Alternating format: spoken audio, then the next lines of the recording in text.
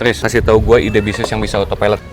Kenapa? Belum apa-apa udah mikir autopilot. Bisnis kan gitu, terkenalnya bisa ditinggal sana sini. Jawaban singkatnya bisa. Gimana caranya? Jadi kalau dari bukunya Imit itu bilang ketika mau bikin bisnis, mindset tuh kita tuh bikin franchise prototype. Maksudnya nggak ngerti? Gimana bisnisnya tanpa kita bisa tetap jalan. Dia tuh bilang if your business depends on you, you don't own a business, you have a job. Artinya apa bang? Kalau bisnisnya masih bergantung sama lu, nggak ada lu nggak jalan, berarti lu nggak punya bisnis, lu punya pekerjaan. Banyak banget kan bisnis orang tua yang duitnya banyak banget, tapi nggak bisa tinggal. Tapi ini yang kedua, itu tuh nggak bisa waktu growth stage sama bisnis awal-awal. Kalau growth stage karena masih ngeraba sistem, ngeraba industri, itu butuh lu langsung. Tapi kalau udah mature, hopefully udah mulai bisa dilepas. Poin ketiga, ada yang namanya soft system sama hard system. Hard system, sistem yang bisa diangkain, yang fokusnya eksak. Kalau soft system tuh sistem-sistem yang ngatur kerja-kerja yang nggak eksak. Di buku itu dijelasin juga, katanya gimana sih supaya bikin sistem ini. Itu ada 4 faktor nih. Pertama tuh repeatability. Yang kedua, standardization. Ketiga, predictable output. 4, system dependent dan bisa diduplikasi. Artinya, bikin semua proses bisnis lu tuh itu bisa diajarin, diulang, dipantau, tanpa lu nya standby setiap hari di sana. 4 tadi, contohin Tris. Yang pertama kan repeatability. Pokoknya semua kegiatan yang berulang itu harus standarisasi. Contohnya gini, cara orang bikin teh, kopi, indomie, restoran yang udah gede ya, itu sampai titik didih airnya tuh harus exact berapa derajat. Cuma intinya harus standarin. Tadi kan udah 2 repeatability, standarisasi. 3 tuh predictability output. Kita tuh harus bisa prediksi juga. Contoh, jam rame itu kapan? Misalkan jam rame after kantor. Ya udah, kita bikin sistem tiap abis jam kantor yang shift nambah 2 orang. Keempat, fokus ke sistem dependent. Jadi ketika itunya udah diperhatiin, ownernya harus bisa make sure itu berjalan tanpa ada ownernya di sana. Terakhir yang kelima, kalau udah bisa kayak gitu, tinggal diduplikasi. Bikin cabang kedua, bikin cabang ketiga. Balik lagi ke pertanyaan awal tadi, sebenarnya ada nggak yang autopilot? Coba contohnya tuh ada Odoo. Itu udah gue sering mention juga dan emang aplikasinya beneran bagus. Ntar gue cek dulu dah. Yang ini logonya. Iya bener. Apa ini? Itu ERP software udah lengkap dan terintegrasi semua. Itu banyak banget dipakai perusahaan-perusahaan dari UMKM sampai company gede juga pakai Odoo. Makanya dari awal harus di set gak tergantung sama lu bisnisnya. Caranya gimana? Fokusnya harus di sistem. Ini apa terus banyak pisan tapi Itu kalau lu pengen bangun sistem yang oke, di Odoo tuh ada 70 aplikasi pak. Tapi kalau bisnis baru sih mulai dari sales, invoicing, counting aja dulu. Nanti kalau butuh yang lain tinggal install. Biayanya juga gak ada tambahan juga sih. Semua tuh nyambung di satu dashboard. Jadi datanya tuh nggak bencar, dilihatnya tuh enak banget. terus apa lagi? Apa lagi? Software itu sesuai sama regulasi kita di Indonesia. Jadi udah aman semua. Kalau gue mau pakai Odoo ini gimana terus? Saran gue ngobrol dulu aja sama mereka. Linknya ada di bio, cek aja langsung nih. Dia ada event terus di G Expo 21 Januari 2026 masuk ke era baru bisnis dengan AI Power Odoo. Apa gue datang aja? Datang aja pak. Buat tanya langsung kan lebih. Tahu gue gratis juga sih. Ya udah gue daftar dulu terus. Thank you.